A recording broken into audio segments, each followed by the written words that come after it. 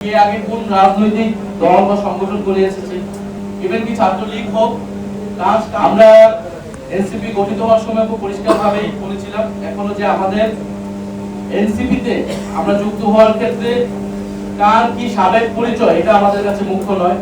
এর আগে কোন রাজনৈতিক দল বা সংগঠন করে এসেছে, ছাত্র দল হোক, ছাত্র শিবির হোক, ছাত্র অধিকার পরিষদ, ইভেন কি ছাত্রলীগ হোক, কার সাবেক পরিচয় এটা আমাদের কাছে মুখ্য নয়।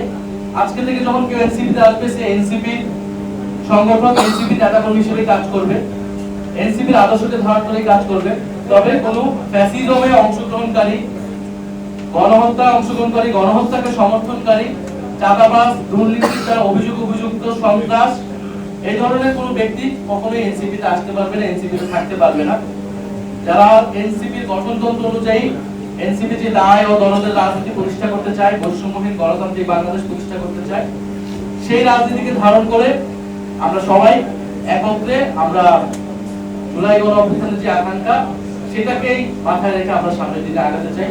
বলে আজকে যারা আসছে তারা, আমরা মনে করি তারা আমাদের সাথেই এতদিন ছিলেন, আমরা একসাথেই আসলে ছিলাম, হয়তো প্ল্যাটফর্ম দিতে ছিল, আজকে আমরা আনুষ্ঠানিকভাবে একত্রিত হচ্ছি এবং সারা দেশের তরুণদেরকে আমরা আহ্বান জানাচ্ছি, তরুণদের পাশাপাশি সকল বয়সী মানুষদেরকে আহ্বান জানাচ্ছি, জাতীয় নাগরিক পার্টি এনসিপির হাতকে শক্তিশালী করুন, এনসিপি তে যোগ দিন, এনসিপি কে নানাভাবে সহযোগিতা করুন।